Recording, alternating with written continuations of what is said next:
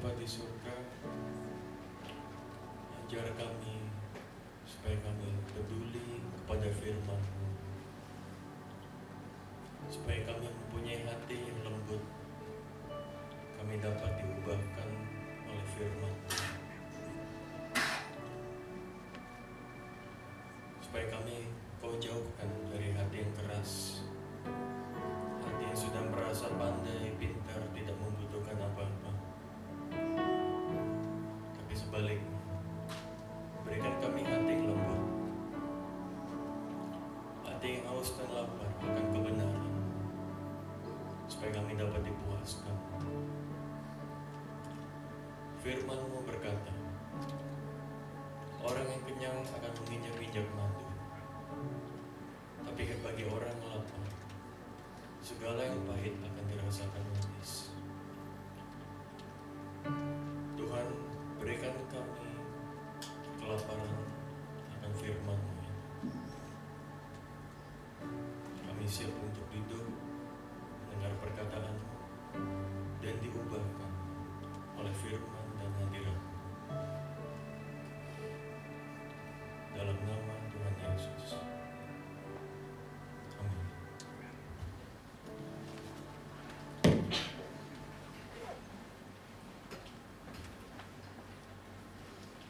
Oke, gimana kabarnya Bapak Ibu, Saudara tempat ini? Mungkin bisa kasih salam ke kiri kanannya, tanya gimana kabarmu?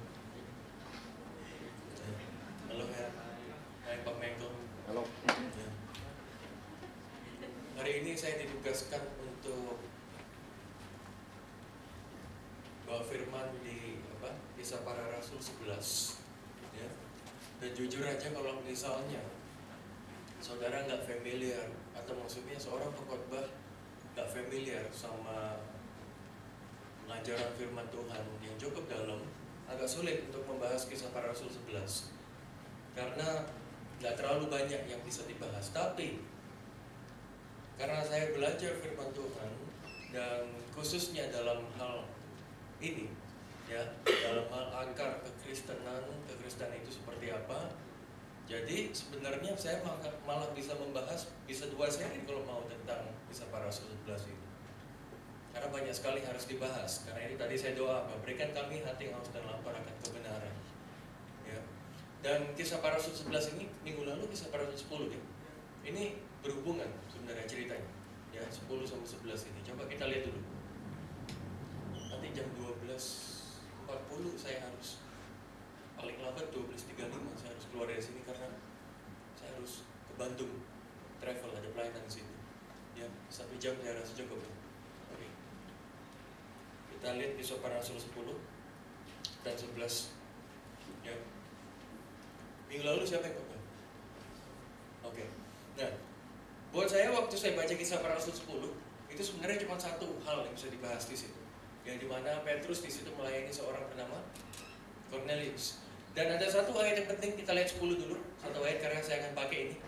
Kisah Para Rasul 10 ayat yang ke-28. Ini penting ayatnya.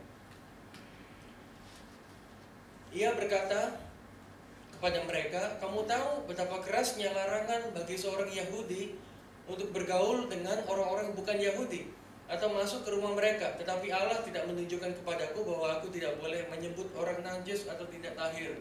Nah, berarti pada waktu itu, bahkan sampai sekarang, sampai detik ini, orang Yahudi itu bisa dibilang tanda kutip eksklusif. Ya, jadi mereka nggak gampang bergaul atau bahkan nggak boleh bergaul sama orang asing. Ya, uncircumcised people, orang-orang dari negara lain, Gentiles, ya bangsa-bangsa asing, mereka nggak segampang itu. Ya, karena apa? Karena Tuhan udah kasih larangan jangan sampai mereka ketularan. Ya, dan bahkan kalau saudara pernah kenal orang Yahudi yang benar-benar Yahudi, sampai sekarang mereka benar-benar eksklusif. Ya, guru saya orang Yahudi dan saya tahu betapa eksklusifnya dia. Sangat susah untuk didekati untuk orang-orang lain. Dan kalau orang bangsa lain bisa kenal sama dia atau apalagi dimuridkan dan lain sebagainya, itu satu hal yang unik gitu. Ya, karena jarang sekali mereka untuk bisa benar-benar terima orang asing. Seperti itu. Ya, tapi bukannya berarti sombong, karena itu perintah Tuhan. Ya, jadi kalau kita lihat orang Yahudi kayak gitu, bukan berarti kok sombong banget sih orang Yahudi. Kelihatannya sombong, enggak. Mereka menjalankan perintah Tuhan emang. Justru kalau mereka gaul sana sini sama semua orang akrab, mereka nggak jalani firman Tuhan. Ya emang seperti itu. Ya, jadi mereka harus taat pada firman-Nya. Mereka orang-orang sangat taat pada firman-Nya. Ya, jadi itu satu ayat yang harus kita ngerti. Kisah 11. Nah ini tentang, kalau saudara baca dari awal, dia tentang Peter explain his actions. Jadi Petrus menjelaskan kenapa kok dia mau menerima Cornelius, ya perwira Italia itu ke tempatnya dia. Ya, kalau kita nggak usah baca semuanya karena panjang di sini. Ya, saya akan rangkum aja. Jadi di sini orang-orang teman-temannya Petrus, rasul-rasul lain yang waktu itu rata-rata melayani orang Yahudi, mereka tanya, loh kok Petrus kamu begitu? Kamu kok berani terima orang uncircumcised, orang yang gak disunat atau bangsa lain masuk ke dalam tempatmu, kok berani? Kan kamu tahu perintah Tuhan apa? Jadi Petrus disuruh tanggung jawab. Kok bisa seperti itu? Terus Petrus bilang waktu itu aku dapat trance, ya aku dapat satu penglihatan, tiba-tiba ada sesuatu yang binatang-binatang yang najis, ya. Terus ada suara, aku disuruh makan, ya. Tapi Petrus bilang apa? Seumur hidup aku nggak pernah makan itu. Benar nggak ya? Kita udah tahu itu, ya. Terus habis gitu, tapi ternyata suara itu dimaksudkan kepada orang. Ya ternyata ada Cornelius di luar nungguin dia. Jadi orang asing atau Gentiles di situ. Dia yang nungguin dia. Ya, terus habis gitu, ternyata Petrus menyambut orang itu karena penglihatan itu dari Tuhan sendiri. Jadi Tuhan kasih penglihatan binatang-binatang itu, binatang-binatang najis itu melambangkan orang-orang asing, ya, yang harus Petrus layani. Oke. Terus kita lihat, dan ternyata waktu Petrus melayani Cornelius dan teman-temannya, mereka terima Roh Kudus. Ya, mungkin udah dibahas minggu lalu tentang ini. Ya, ini berkaitan, makanya saya bilang 10-11 berkaitan. Ya. Terus habis itu kita lihat dari ayat ke-19. Sementara itu banyak saudara-saudara telah tersebar karena penganiayaan yang timbul sesudah Stefanus dihukum mati. Mereka tersebar sampai Fenisia, Siprus, dan Antioquia. Namun mereka memberitakan Injil kepada orang Yahudi saja. Ingat, Bapak Ibu di sini ingat gak waktu cerita tentang waktu Tuhan Yesus makan, terus ada perempuan nungguin, terus habis gitu perempuan itu minta sesuatu sama Tuhan. Terus Tuhan bilang apa? Aku dikirim untuk bangsa Yahudi aja, untuk orang Yahudi. Terus perempuan itu bilang apa? Bukankah anjing makan remah-remah dari meja tuannya? Ya itu orang asing perempuan itu. Dan Tuhan langsung memuji orang itu. Ya, jadi sesungguhnya ini yang orang Kristen suka lupa. Ya nanti saya akan buka benar-benar di sini. Saya akan kupas semuanya.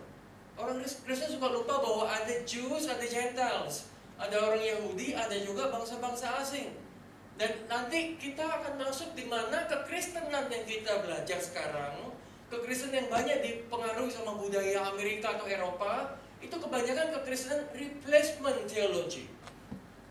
Replacement theology itu teologi yang udah mereplace atau menggantikan. Jadi kita anggap bangsa Yahudi sebagai umat pilihan udah digantikan sama orang Kristen. Nah itu yang kita belajar. Dan jujur aja itu pengajaran yang kurang tepat. Karena Tuhan gak pernah mengingkari kata-katanya. Nanti saya akan buka ayatnya. Sekali Tuhan bilang orang Yahudi mereka adalah bangsa pilihan, aku memilih engkau, gak mungkin Tuhan bohong. Ya, mereka tetap bangsa pilihan. Dan nanti ada ayatnya, gimana dengan kita orang-orang asing, orang Indonesia atau orang lain-lain, ya orang-orang bule, orang Eropa, orang Cina dan lain-lain. Kita ini dicangkokkan ke situ gitu loh. Ya bukan berarti kita gantikan orang Yahudi sebagai bangsa pilihan, bukan. Gak pernah seperti itu.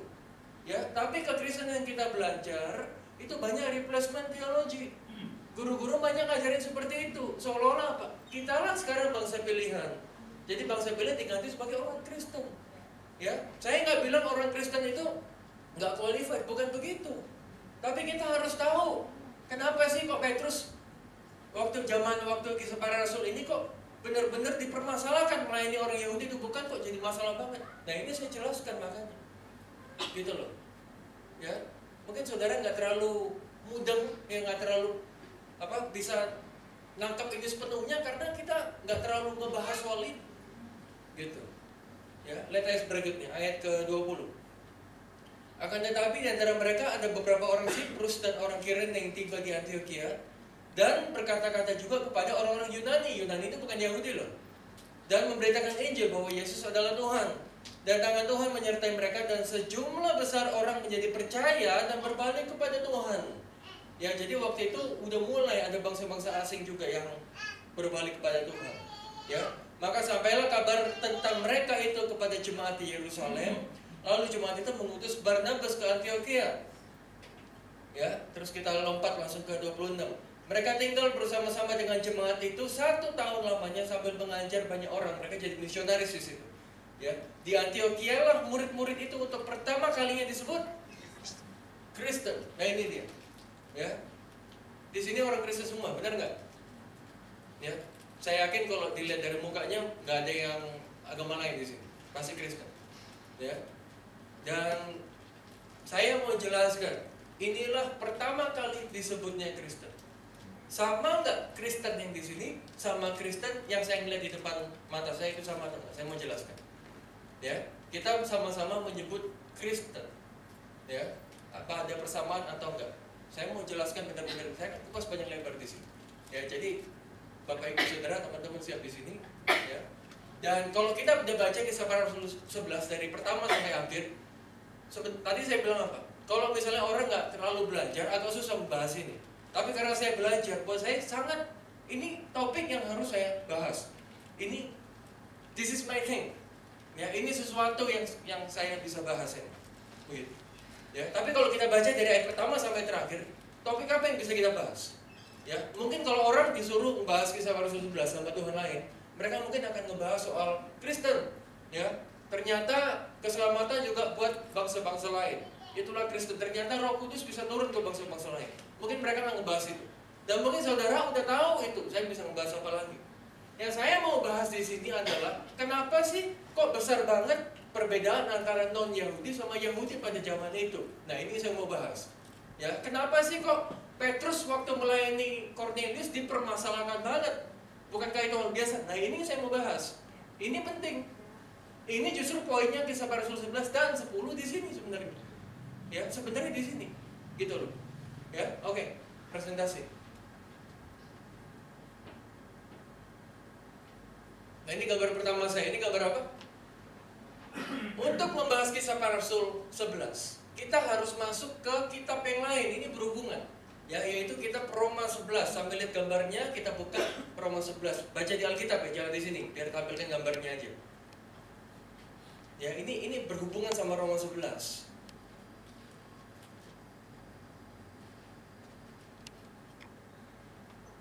Oke, dari ayat pertama saya akan baca ayat-ayat yang penting di sini. Hampir semuanya penting sebenarnya Roma 11 ini. Ya, ini Rasul Paulus yang nulis loh. Rasul Paulus melayani apa? Orang Yahudi atau bukan Yahudi? Orang bukan Yahudi. Tapi ini Rasul Paulus menulis tentang bangsanya sendiri, bangsa Yahudi. Kita lihat ya. Maka aku bertanya, adakah Allah mungkin telah menolak umatnya? Sekali-kali tidak. Umatnya itu maksudnya orang Yahudi, ya. Karena aku sendiri pun orang Israel, dari keturunan Abraham, dari suku Benyamin. Allah tidak menolak umatnya yang dipilihnya.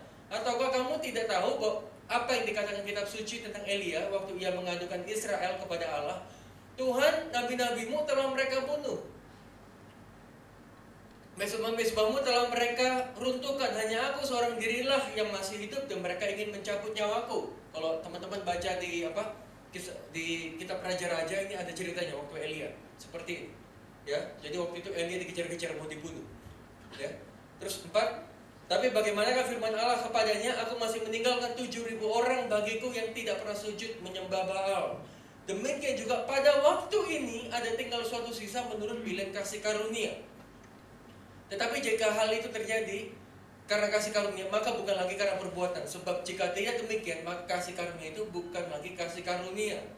Ya, 7. Jadi bagaimana Israel tidak memperoleh apa yang dikejarnya, tetapi orang-orang terpilih telah memperolehnya, dan orang-orang lain yang telah tegar hatinya. Ya. Dan ayat 8 sampai 10 ini kutipan dari ayat perjanjian lama. Kita lihat ayat 11 sekarang. Maka aku bertanya, adakah mereka tersandung dan harus jatuh? Sekali lagi, mereka itu siapa? Bangsa Israel. Ya, adakah mereka tersandung dan harus jatuh? Sekali-kali tidak. Ya, karena apa waktu itu? Bangsa Israel menolak Mesias, Juru Selamat, Tuhan Yesus. Ya. Terus makanya Rasul Paulus bilang, adakah mereka tersandung harus jatuh? Sekali-kali tidak. Tetapi, nah ini dia perhatikan, oleh pelanggaran mereka, keselamatan telah sampai kepada bangsa-bangsa lain, kepada Gentiles, supaya membuat mereka cemburu. Nah, ini Ya, ingat loh. Ya. Coba baca lagi, nanti saya akan bahas semuanya. Sebab jika pelanggaran mereka, pelanggaran orang Israel, berarti kekayaan bagi dunia atau bagi kita, orang-orang Kristen, dan kekurangan mereka, kekayaan bagi bangsa-bangsa lain, terlebih-lebih lagi kesempurnaan mereka. Coba Bapak Ibu bayangkan, bangsa Israel yang menolak Mesias Tuhan Yesus aja, itu artinya keselamatan dibuka pintunya buat bangsa lain. Benar nggak? Ya, gara-gara mereka nolak, Tuhan buka pintu buat bangsa-bangsa lain. Ya, kalau mereka sampai nggak nolak, mereka sempurna, kita itu jadi seperti gimana? Ya, jadi coba baca selanjutnya ini poin yang penting 13. Aku berkata kepada kamu, hai bangsa-bangsa bukan Yahudi, hai jemaat di tempat ini. Justru karena aku adalah rasul untuk bangsa-bangsa bukan Yahudi, aku menganggap hal itu kemuliaan pelayananku. Nah ini 14. Yaitu kalau aku dapat membangkitkan cemburu di dalam hati kaum sebangsaku menurut daging dan dapat menyelamatkan beberapa orang dari mereka. Nangkap nggak poinnya? Jadi kita ini diselamatkan supaya apa? Salah satu tujuannya supaya orang-orang Israel cemburu. Orang-orang Israel itu bangsa pilihan Tuhan, gitu loh.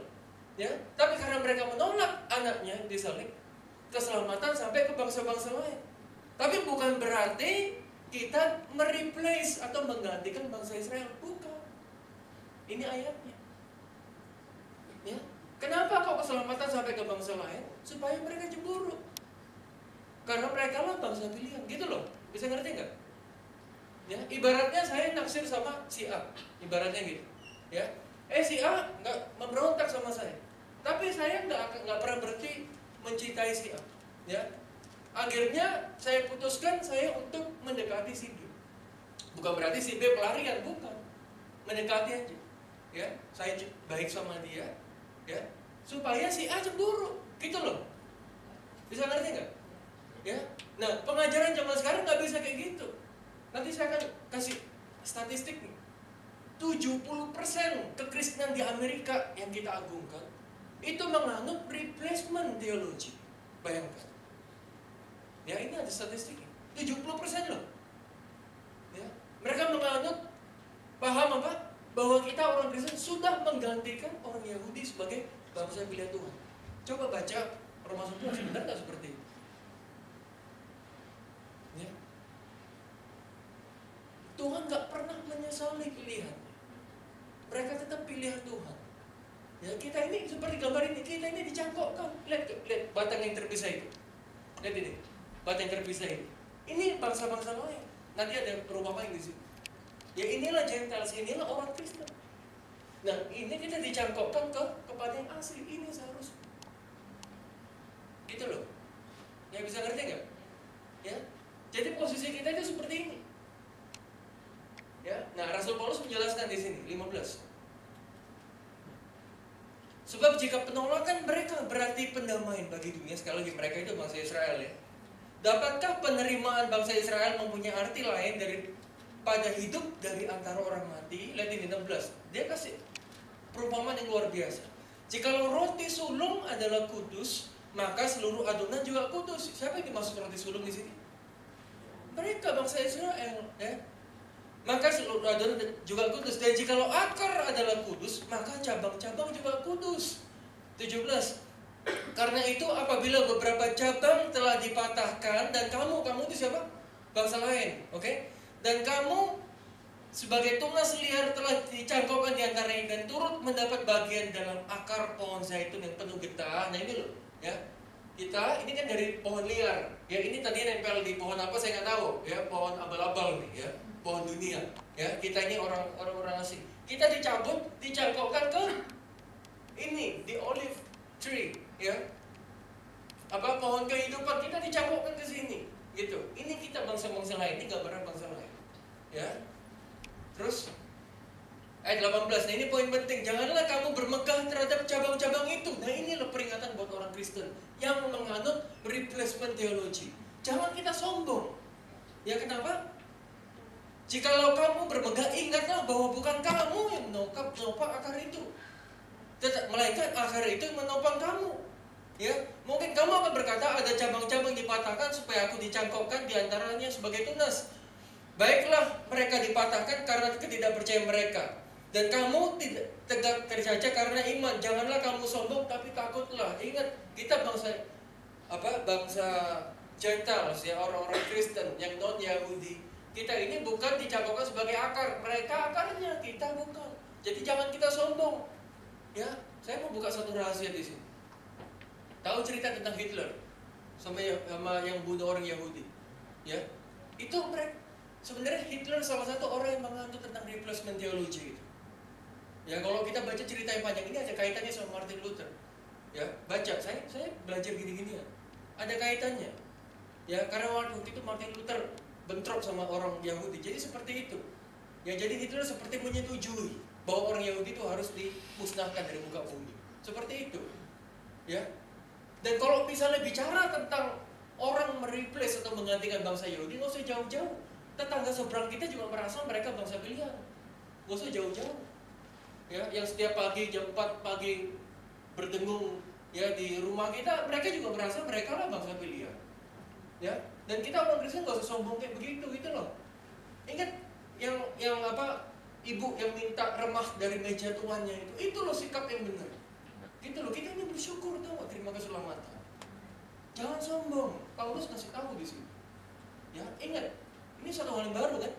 Ya, Bapak Ibu Saudara pasti nggak ngerti hal ini karena saya belajar, saya ngerti. Gitu loh. Dulu juga saya nggak ngerti, waktu baca ini saya skip aja, gitu loh. Ya, kita terima keselamatan karena pelanggaran mereka. Kalau seandainya mereka suatu hari udah berbalik kepada Tuhan, ya, seperti di kitab Wahyu nanti ada 24 tua-tua. Nah, nanti ada di situ ada 144.000 orang. Ya, 12.000 dari suku ini, 12.000 dari suku apa, ya. Nanti itu akan menjadi luar biasa sekali. Ya. Bukan berarti, saya nggak ngomong kita pelarian loh. Saya nggak ngomong Tuhan nggak cinta sama kita. Saya nggak ngomong Tuhan pandang kita sebelah mata. Enggak sama sekali. Tapi jangan kita anggap bahwa Tuhan sudah cinta sama aku dan nggak cinta sama mereka, si Yahudi ini. Nggak pernah seperti itu. Oke? Berikutnya.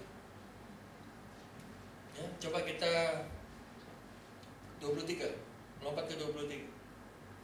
Tetapi mereka pun, bangsa Israel pun akan dicangkokkan kembali jika mereka tetap dalam ketidakpercayaan mereka, sebab Allah berkuasa untuk mencangkokkan mereka kembali.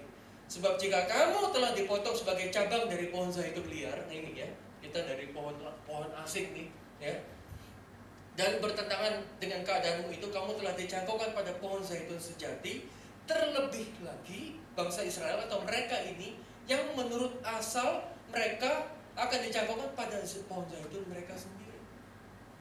Ya, 25. Sebab saudara-saudara, supaya kamu jangan menganggap dirimu pandai, aku mau agar kamu mengetahui rahasia ini. Ada rahasia di situ. Sebagian dari Israel telah menjadi tegar sampai inilah rencana Tuhan. Kenapa begitu? Sampai jumlah yang penuh dari bangsa lain telah masuk. Ini loh rencana Tuhan di situ. Ya, dengan jalan demikian seluruh Israel akan diselamatkan, seperti ada tertulis, dari Sion akan datang penebus yang akan menyingkirkan segala kefasikan daripada Yakub. Dan inilah perjanjianku dengan mereka apabila aku menghapuskan dosa mereka. 28. Lihat apa maksudnya. Lihat ini, bagus nih. Mengenai Injil bangsa Israel, mereka adalah seteru Allah oleh karena kamu. Tetapi mengenai pilihan, mereka adalah kekasih Allah oleh karena nenek moyang. Ya, jadi kalau mereka menolak Mesias Tuhan Yesus, jadi mereka itu seterunya Tuhan, musuhnya Tuhan. Tetapi mereka itu pilihannya Tuhan. Jadi unik. Bisa ngerti nggak posisi? Ya seperti tadi perumpamaan yang saya kasih tahu itu. Saya naksir sama si A. Ya, kalau dari sikap si A ini musuh saya. Tapi si A ini pilihan saya. Saya naksir dia gitu loh. Ya. Bisa ngerti nggak? Jadi posisinya seperti itu bangsa Israel.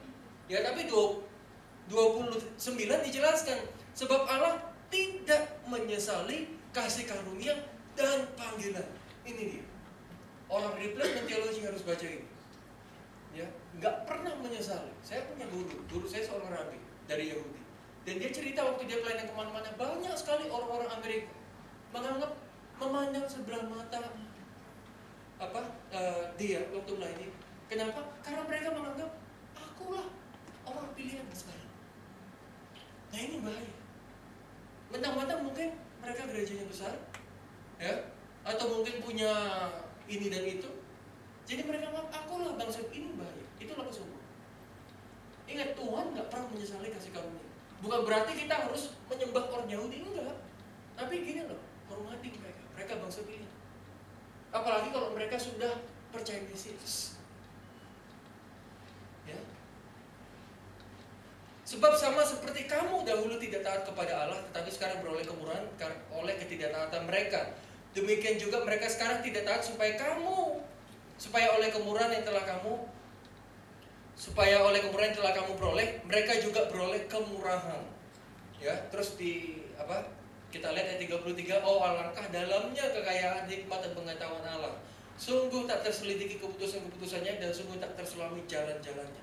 Sebab siapa yang mengetahui pikiran Tuhan, siapa yang pernah menjadi penasihatnya, siapa yang pernah memberikan sesuatu kepadanya sehingga ia harus menggantikannya. Sebab segala sesuatu adalah dari Dia, oleh Dia, kepada Dia, bagi Dialah kemuliaan sampai selama-lamanya. Inilah salah satu rahasia. Ya, dan ini kalau dari gambarnya Bapak Ibu seharusnya sudah mulai dapat gambaran posisi kita orang Kristen di mana. Dan kenapa kok waktu itu Petrus waktu melayani Kornelius dipermasalahkan banget sama teman-temannya. Ya, karena apa? Karena ini. Ya, berikutnya pencet sekali. Nah, ini gambarnya seperti ini. Ya, coba lihat ini. Ingat, jangan sombong karena kita bukan akar. Ya, akarlah yang menopang kita. Kita adalah cabang-cabang yang dicampurkan kepada pohon ini. Ini gambar pohon kehidupan. Ya, jangan salah. Ya, tapi banyak orang Kristen mindset di zaman sekarang karena mungkin kesuksesan mereka merasa mereka akar. Nah, ini bahaya. Ya, berikutnya, pencet lagi. Nah, ini replacement theology. Gimana sih pengajaran mereka? Inti sarinya itu gimana sih? Sama kok pakai Alkitab. Sama kayak kita, Tuhan Yesus sama. Bahkan mungkin khotbah yang sering kita dengar, kita favoritkan, kita sering baca bukunya. Bahkan, ya. Tapi gimana pengajaran mereka? Ini ceritanya Israel. Ya, remnant itu sisa pilihan bangsa Israel, orang-orang yang percaya Mesias. Ini remnant. Ya, sisa-sisanya. Ya, Israel di sini. Nah, menurut replacement theology, kalau kamu si remnant ini bangsa pilihan, kalau kamu mau diselamatkan, kamu harus join ke kita. Gitu, kamu harus masuk ke kalangan kita. Gitu, ya, itu menurut replacement theology. Ya, lihat ini. The covenant and promise given to Israel are transferred to the Gentile church. Jadi perjanjian dan janji Tuhan yang diberikan kepada bangsa Israel atau bangsa pilihan Tuhan telah ditransferkan ke bangsa-bangsa lain. Jadi kalau ada sisa Israel, ya, orang Yahudi percaya Mesias, kalau mau diselamatkan, kamu harus masuk ke bangsa-bangsa lain. Itu replacement theology. Bisa ngerti kan? Ya. Jews must convert to Gentile Christianity.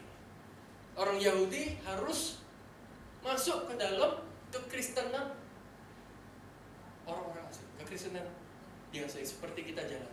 Mereka harus masuk sepenuhnya baik gitu. Saya mau jelaskan. Waktu saya komunikasi sama Rabi saya, dia ngomong begini. Ya, mungkin saya pernah ngomong, cuman saya ulang lagi. Detik ini di Israel sekarang, ya, udah mulai banyak, ya katakan, orang Yahudi yang percaya Mesias, juru selamat Tuhan Yesus. Bahkan kalau Bapak Ibu ikutin, ada satu rabi yang sangat dihormati, udah meninggal. Ya, berapa tahun lalu. Sebelum meninggal, dia tulis surat wasiat. Dia bilang, saya ketemu sama Mesias. Mungkin pernah tahu ceritanya. Ya, saya lupa nama rabi itu. Ya. Tapi nanti waktu saya meninggal, kira-kira berapa ya? Mungkin berapa minggu atau setahun atau berapa bulan kemudian baru kalian boleh baca siapa nama Mesias. Saya akan tulis di sini. Dan waktu dia meninggal, ditaati sama murid-muridnya itu. Ini rabi terkenal kayak pausnya rabi gitu loh. Ya, pemimpinnya rabi-rabi di situ. Ya, terus dibaca. Ternyata dia nulis ya, Yeshua Masih, Tuhan Yesus.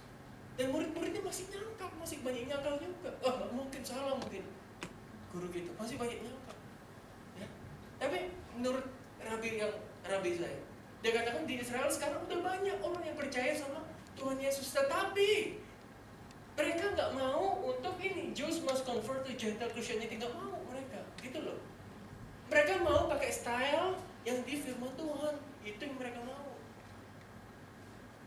Ya, jadi yang disebut Kristen di sini sama yang kita lakukan jujur emang beda. Tapi saya nggak ngomong kita sesat mereka benar, saya nggak ngomong gitu. Udah transformasi, perubahan. Karena kita banyak menganut dari Roman Greco Christianity. Ya, Kristen yang udah beredar dari abad kedua dan lain sebagainya. Bukan berarti kita salah loh. Saya nggak ngomong kita sesat. Kalau saya ngomong kita sesat, ngapain saya khotbah di sini? Ya, bukan berarti kita sesat mereka benar. Tapi bukan berarti juga karena mereka lakukan apa yang beda sama yang kita lakukan, mereka salah, kita benar. Harus, ini poin penting. Bisa ngerti? Ya contoh, misalnya mereka hari Sabtu Sabat, ya terus mereka masih hari raya pada Daud. Lalu oh salah tuh. Enggak juga loh. Murid-murid yang disebut Kristen waktu itu, mereka masih Sabat, mereka masih nggak makan babi, mereka masih nggak makan binatang-binatang najis, mereka masih merayakan hari raya pada Daud, dan mereka Kristen, percaya Tuhan Yesus. Kalau kita bilang mereka sesat, berarti jemaat mula-mula sesat. Kita yang benar.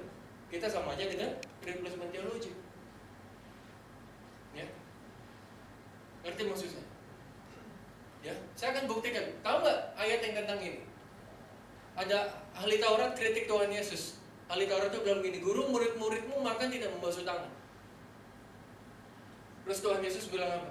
Bukan apa yang masuk ke dalam mulut yang menajiskan, tapi apa yang keluar dari mulut. Bener nggak? Tahu itu ya? Itu ayat yang terkenal.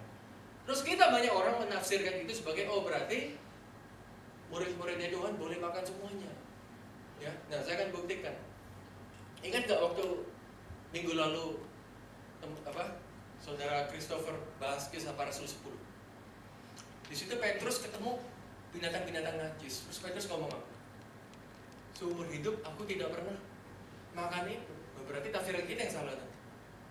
Bukan berarti tiba-tiba murid-murid Yesus jadi kayak orang Manado, semuanya dimakan. Ya atau orang Batak, ya kelelawar, anjing dimakan semua, enggak. Kalau mereka makan semua gimana mereka mau menangkan orang Yahudi? Mereka pasti anti lah. Coba pikir dong, ya. Kadang-kadang kita cuma salah tafsir aja gitu loh. Ya, benar nggak? Petrus kan bilang, seumur-umur aku nggak pernah makan itu. Waktu ada tren itu binatang-binatang itu. Saya nggak ngajarin kita nggak boleh makan itu. Ingat, saya pun makan babi sekarang. Saya nggak ngajarin kayak begitu. Tapi kalau mereka nggak makan babi, jangan kritik mereka. Masih perjanjian lama, masih hukum Taurat, jangan gitu. Mereka itu bangsa pilihan emang begitu gitu loh. Ya, justru kalau bisa kita tiru mereka, kan babi nggak sehat. Benar nggak? Ya, bukannya mereka yang harus makan babi lo kalau mau selamat, jangan kayak gitu. Ya. Ini kan harus mengerti teologi gitu. Lo makan kelelawar dong kalau mau selamat gitu. Ya. Ya, jadi harus ngerti di situ, saudara. Banyak orang nggak ngertinya di situ gitu loh. Ya. Dan ayat lagi, ayat yang bagus ini, Roma 3.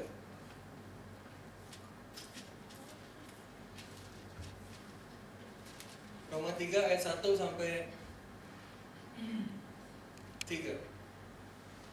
Jika demikian, apakah kelebihan orang Yahudi? Ini Rasul Paulus lagi nulis. Dan apakah gunanya sunat? Banyak sekali. Sebab kepada mereka lah dipercayakan firman Allah. Nah ini loh. Ya.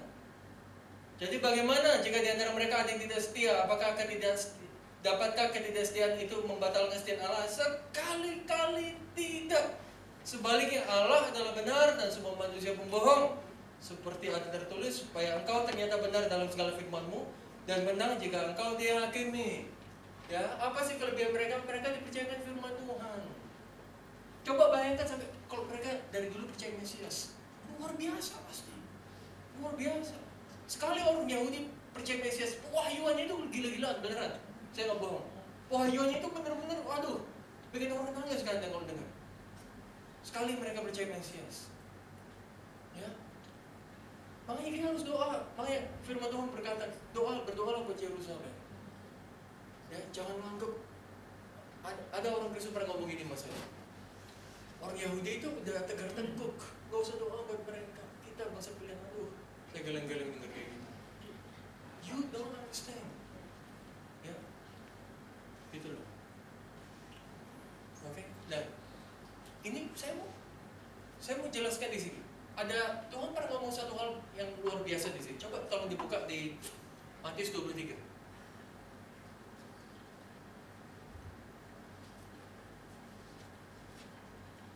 Ya. Banyak dari kita tuh, kita ngomongnya seperti gini loh.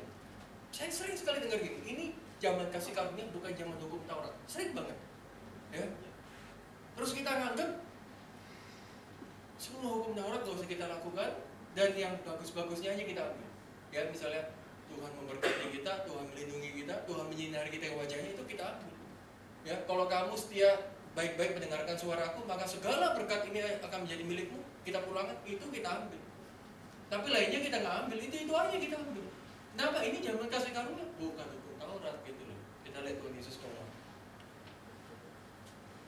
Matius 23 ayat ke-3. Ayat kedua, dari ayat kedua dan 3. Ahli-ahli Taurat dan orang-orang Farisi telah menduduki kursi Musa. Ya, Tuhan Yesus ngomong apa? Sebab itu turutilah dan lakukanlah segala sesuatu yang mereka ajarkan. Segala sesuatu loh. Mereka ngajarin apa sih waktu itu ahli Taurat? Ya hukum Taurat, benar nggak? Ya, masa waktu itu ngajarin ini Tuhan Yesus? Nggak mungkin kan? Mereka ngajarin hukum Taurat, dan Tuhan Yesus ngomong apa? Turutilah dan lakukanlah segala sesuatu yang mereka ajarkan kepadamu, tetapi janganlah kamu turuti perbuatan-perbuatan mereka, karena mereka mengajarkannya tetapi tidak melakukannya. Nah ini, kita disuruh turutin, gitu loh. Jadi ajaran mereka nggak salah sebenarnya. Ya, jangan kita terlalu terbius sama pengajaran ini zaman kasih karunia itu hukum Taurat. Saya mau jelaskan apa sih maksudnya kayak gitu. Memang beberapa tanda kutip dikoreksi sama Tuhan Yesus, benar. Kayak contoh dunia mengatakan mata ganti mata, gigi ganti gigi. Tapi aku berkata kepada kasihilah musuhmu. Ya, bukan berarti semuanya dibatalkan. Ingat Tuhan pernah ngomong apa di Matius 5? Matius 5 ayat 17. Tuhan pernah ngomong apa? Matius 5 itu khotbah Tuhan Yesus. Jangan kamu menyangka bahwa aku datang untuk meniadakan hukum Taurat atau kitab para nabi. Aku datang bukan untuk meniadakannya, melainkan untuk menggenapinya. Karena aku berkata kepadamu, sesungguhnya selama belum lenyap langit dan bumi ini, satu iota atau satu titik pun tidak ditiadakan dari hukum Taurat sebelum semuanya terjadi. Karena itu, ini siapa yang meniadakan salah satu perintah hukum Taurat sekalipun yang paling kecil dan mengajarkannya demikian kepada orang lain, ia akan menduduki tempat yang paling rendah dalam kerajaan surga. Tetapi siapa yang melakukan dan mengajarkan segala perintah hukum Taurat, ia akan menduduki tempat yang tinggi dalam kerajaan surga. Jadi Tuhan Yesus pun ajarkan kita. Ya. Kenapa kok buat kita, meskipun kita sering baca, tapi agak unfamiliar kita kalau dengar apa yang saya ngomong ini. Kenapa? Karena kita banyak mendengar orang replacement theology. Banyak mendengar itu. Ya. Yang terutama yang mereka berkata ini zaman kasih karunia. Saya nggak ngomong kasih karunia nggak berlaku loh. Ingat, saya menyeimbangkan. Jangan kita ekstrim, terus kita kebablasan. Jadi replacement theology nanti. Saya menyeimbangkan, hanya itu aja. Saya bukannya ngomong nggak boleh makan babi, kita harus sabar, harus ini. Saya menyeimbangkan. Ya. Oke, kalau saudara tergerak misalnya, aku nggak mau makan babi, nggak apa-apa. Jangan dikritik. Loh, kan ini bukan zaman hukum, bukan hukum Taurat lagi, nggak usah ngomong gitu. Ya misalnya dari sini, udah mulai hari ini aku putuskan aku nggak mau makan babi, nggak apa-apa. Teman-teman di sini jangan kritik. Atau kalau teman-teman bilang, oh mulai hari ini aku mau merayakan Sabat hari Sabtu, nggak apa-apa. Jangan salah dong. Ya, jangan bilang loh, kamu ngapain kayak gitu, itu kan kita kan zaman kasih kamu, jangan ngomong gitu. Ya, artinya jangan kita sombong lah. Saya kasih contoh, saya pernah melayani di Filipina. Kalau saya pribadi, saya mulai belajar yang menghormati hari Sabat, mulai belajar. Saya nggak ngajarin ke orang-orang, tapi saya pribadi. Kayak contoh, kayak saya kasih contoh. Saya sebelum khotbah, saya nggak pernah makan. Saya nggak pernah ngajarin ke orang-orang sebelum khotbah nggak boleh makan. Itu cuma saya pribadi gitu loh. Ya, bukan berarti saya ajarkan. Nah ini sama. Ya, waktu saya mulai di Filipina, saya mulai belajar untuk menghormati hari Sabat. Ya, bukan dengan cara orang Yahudi lakukan, nggak boleh pencet lift, nggak boleh ini, nggak boleh itu, bukan. Ya, kalau misalnya hari Sabat, saya disuruh untuk mendoakan orang, mendoakan orang sakit, khotbah, saya lakukan. Ya, tapi intinya tetap harus ada hari istirahat. Nah, kalau pelayanan di luar itu banyak sekali pelayanan. Ya, banyak sekali pelayanan. Dan di Filipina pernah waktu itu ada menara doa hari Sabtu, dan saya bilang mohon maaf, saya hari Sabtu saya break, ada waktunya saya bersekutu sama Tuhan, saya ngomong begitu, dan saya langsung dikritik waktu itu. Ya, disuruh ikut menara doa. Saya pikir gini, saya menjalankan firman Tuhan dikritik, harus ikut liturgi gereja. Ini zaman apaan sih, kok aneh banget gitu loh. Jadi liturgi gereja yang benar, saya ikutin firman Tuhan yang salah gitu loh. Ya. Jadi hal-hal kayak gitu. Ya ingat, saya nggak ngajarin loh. Jangan salah loh ya, jangan salah. Ini pribadi saya. Ya, saya punya kebiasaan yang sehat dalam mengikuti perintah Tuhan. Tapi saya nggak pernah ajarkan. Ya kalau apa? Karena Tuhan sendiri ngomong sama saya hal seperti itu. Oke, berikutnya. Nah, ini contoh-contoh buku-buku di mana orang menulis replacement theology. Has the church replaced Israel? Ya, ini contoh. Ya, ada buku-buku dijual di sana. Dan meskipun kadang-kadang judulnya nggak langsung seperti ini, tapi isinya banyak tentang itu. Ya, ini the error atau kesalahan replacement theology. Ya, these churches tend to avoid the topic of Bible prophecy altogether. Jadi bagian-bagian tentang nubuatan tentang bangsa Israel itu cenderung mereka nggak mau bahas, ya, dihindari.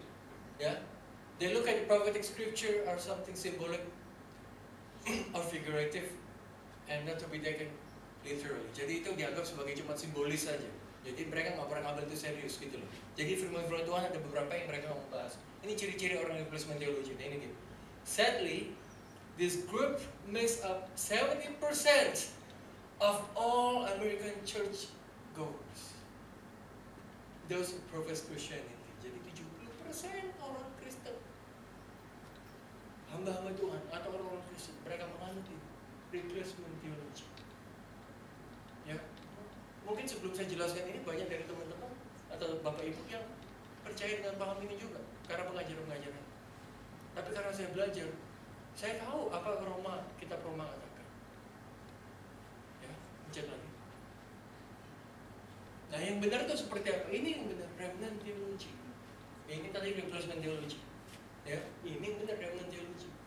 Ya, jadi ini bangsa-bangsa lain atau si cabang itu kalau mau jadi apa? Pilihan Tuhan, kita lah harus masuk ke sini. Gitu loh. Bukan si ini harus masuk ke gereja asing. Ya, mereka yang harus bangsa-bangsa lain yang dicampurkan seperti cabang itu ke pohon. Benar nggak? Ini seperti gambaran cabang itu. Ya, the Gentile church partakers of the covenants and promise given to remnant Israel. Ya, jadi kita lah harus belajar, gitu loh. Ya, oke. Saya kasih contoh deh. Ini contoh yang bagus. Sekali lagi, tolong dewasa di sini. Saya tidak berbicara apapun yang orang Kristen lakukan salah, mereka benar. Saya nggak ngomong begitu. Tapi karena saya belajar apa yang mereka lakukan, saya jelaskan mereka itu dasarnya apa lakukan itu loh. Ya, oke. Nah, saya kasih contoh. Kita mengenal baptisan. Ya, kalau kita orang karismatik baptisan air. Ya, kalau orang Protestan percaya baptisan percik. Ya, terus suka didebatin. Oh, kamu nggak benar, baptisan itu dari baptizo. Ya, artinya dicelupkan dan lain sebagainya. Ya, nah saya mau jelaskan. Kalau menurut orang Yahudi gimana? Kalau menurut orang Yahudi itu namanya mikvah. Ya, jadi zaman dulu waktu Yohanes Pembaptis baptis orang termasuk baptis Tuhan Yesus, belum ada namanya baptisan. Belum ada. Ya, itu mikvah namanya. Mikvah itu sedikit berbeda sama baptisan yang kita anut. Sekali lagi, bukan berarti mereka benar, kita salah. Saya nggak ngomong kita salah. Ya, tapi beda sama yang kita anut. Mikvah itu caranya gimana? Mikvah itu tujuannya untuk memurnikan, menyucikan diri kita. Itu mikvah. Jadi seorang imam sebelum melayani, dia harus mikvah dulu. Ya, sebelum ditugaskan. Disucikan dulu, termasuk Tuhan Yesus. Ya, jadi zaman itu belum ada baptisan. Ya, dan waktu itu bukan seperti gambar-gambar kita lihat, ya. Yohanes sama Tuhan Yesus, terus Tuhan Yesus siap dicelupkan, ya. Terus kita mikir Tuhan Yesus tutup hidungnya, terus begini, terus takut gitu, kayak gitu. Enggak kayak gitu. Ya. Nah, saya mau jelaskan waktu itu seperti apa sih cara mikvah itu gimana? Yohanes Baptis itu sebagai saksi, bukan yang nyelupkan Tuhan Yesus. Jadi mikvah itu butuh saksi. Ya. Nah Tuhan Yesus di situ, ya setelah dia menyucikan diri, dia akan 7 kali membenamkan dirinya ke dalam air. Ya, 7 kali. Dengan kaki yang terlentang dan tangan ke depan, 7 kali. Dan Tuhan, dan siapa? Yohanes Pembaptis sebagai saksi, dia melihat benar orang ini telah. Itu maksud. Itu mereka lakukan saat itu. Dan karena transformasi jadi baptisan. Tapi tujuannya mirip sama baptisan, menjadi manusia yang baru. Nah ini ada poin yang luar biasa di sini. Ya, saya terima ya. Kalau yang nggak cinta firman Tuhan nggak akan menghargai ini. Tapi ini buat saya wah, saya sampai bener-bener meledak dari dalam. Ingat gak waktu Kejadian 1 ayat 10 dikatakan ada lautan, ada darat.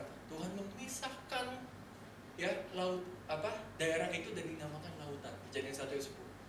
Terus ingat nggak cerita waktu Musa memimpin bangsa Israel keluar dari tanah Mesir? Mesir itu melambangkan dunia lama kita, benar ya? Ya keduniawian. Jadi seperti laguku telah mati dan tinggalkan, itu seperti Mesir. Dunia lama kita tinggalkan. Dan waktu itu Musa memimpin bangsa Israel untuk melewati apa? Laut, ya, lautan, air di situ. Nah, mikvah itu apa sih dasarnya orang Yahudi melakukan? Itu perintah Tuhan sendiri untuk melakukan itu. Jadi air itu melambangkan sesuatu yang memisahkan kita dari dunia. Bisa ngerti nggak? Dari Mesir. Jadi mereka dilambangkan, aku telah meninggalkan Mesir pakai air. Itulah mikvah. Ya. Persis kayak baptisan. Baptisan juga gitu. Manusia lama telah aku tinggalkan. Aku lahir baru. Sama sebenarnya. Cuman kita caranya beda. Gitu aja. Tapi kalau dipikir, wah luar biasa banget. Berarti mereka udah meninggalkan manusia lama mereka. Ya, coba bayangkan, ini sesuatu yang greget banget gitu loh. Ya. Nah sekali lagi, kalau kita misalnya belajar hal ini baru satu hal kecil. Ada banyak sekali yang mereka lakukan yang seharusnya banyak, yang positif yang bisa kita tiru. Itu baru salah satu contoh. Ya. Tapi kalau kita pikir, yang mereka lakukan itu nggak pernah karena tradisi, itu karena perintah Tuhan. Itu mereka lakukan. Ya. Hanya karena perintah Tuhan. Ya.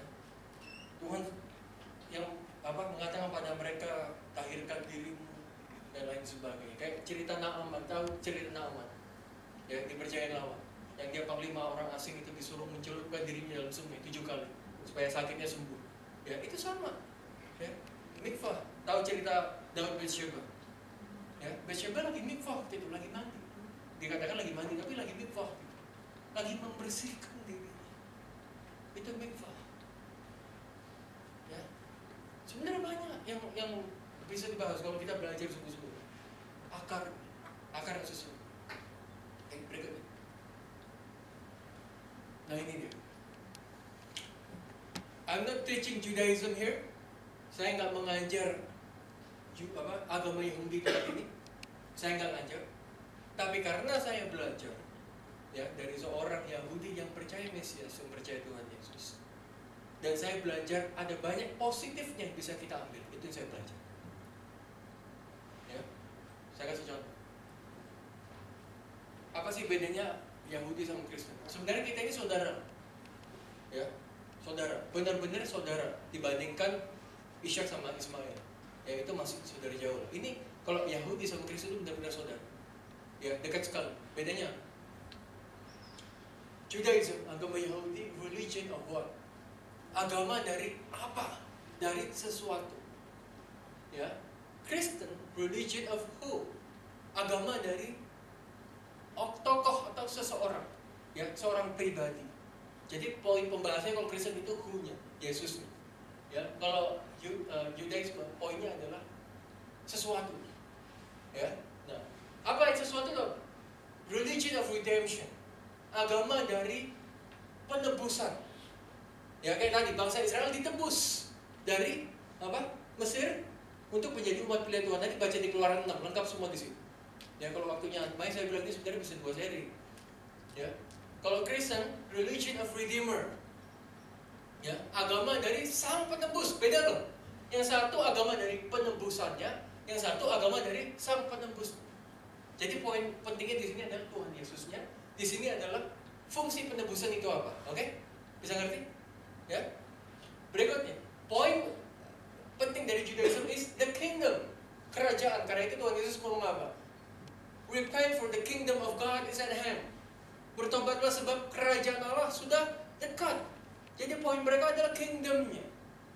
Kalau Kristen poinnya adalah the king-nya, rajanya atau Tuhan Yesusnya. Ya, jadi perbedaannya di situ. Oke? Judaism, now God of a kingdom without a savior king. Jadi mengetahui satu kerajaan tapi nggak ngerti rajanya siapa. Mereka nggak percaya itu Tuhan Yesusnya raja. Nah, Kristen juga ada salahnya. Now God with a savior king with no true understanding of kingdom. Kalau orang Kristen tahu rajanya siapa, tapi konsep kerajaannya nggak ngerti. Nah itu dia. Kita cuma fokusnya ke Tuhan Yesus toh, hanya di situ berarti. Tapi konsep kerajaannya seperti apa sih maksudnya penebusan? Kita sangat dangkal di situ, sangat dangkal. Ya, bisa paham di sini? Judaism put kingdom as center which brings Messiah. Ya, menjadikan kerajaan sebagai pusat dan itu akan membawa Mesias. Kalau Kristen menjadikan Mesias sebagai pusat dan itu akan membawa kerajaan. Ya, yang benar yang mana? Dua-duanya benar, dua-duanya ada salahnya. Itu jawaban saya. Ya, sebagai orang Kristen saya nggak berani bilang Kristen benar, Judaism salah. Enggak, ini ada benarnya. Ya, kalau nggak percaya kenapa Tuhan Yesus ngomong kingdom? Bukan king, I am the king. Ya, repent. Tuhan nggak ngomong begitu. Ya. Oke, berikutnya.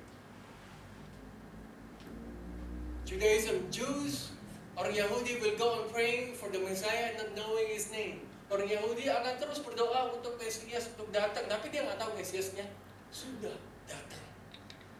Orang Kristen akan berdoa kepada Mesias, mengatakan tidak ada nama yang lain. Ini bagus sekali begini.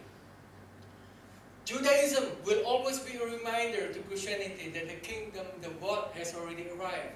Ya, orang Yahudi akan terus ngingetin orang Kristen, hey, tahu nggak? Kerajaannya sudah datang. Orang Yahudi sangat kuat di situ, mereka tahu benar apa maksudnya. Tetapi orang Kristen akan mengingatkan orang Yahudi, tahu nggak? Si rajanya udah datang. Tuhan Yesusnya. Bayangkan. Ngerti nggak di sini? Saling melengkapi nggak? Coba saudara mengerti dua konsep ini. Ini poin terpentingnya, sekali lagi. Together, the kingdom will be fully and perfectly revealed, indivisibly as one. Kalau kita tahu sama-sama, itu akan menjadi satu kesatuan yang sempurna. Kita tahu kerajaan Allah, kita tahu kerajaan. Ya, bisa ngerti? Oke, jadi saya berharap saudara bisa tangkap apa yang saya ajarkan ini. Ya, ini sebenarnya banyak yang saya harus ngomong di sini, tapi nantilah tergantung apa yang saya dapat dan suatu hari lagi saya kesini saya ajar. Oke, saya minta musik.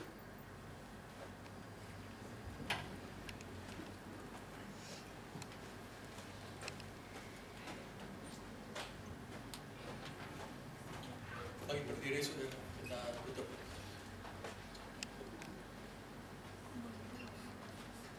Bapak, banyak sekali rahasia-rahasia yang terkandung dalam firman. Banyak sekali Tuhan yang sesungguhnya ungkapan isi hatimu yang tersembunyi di balik tulisan-tulisan indah dalam firman ini.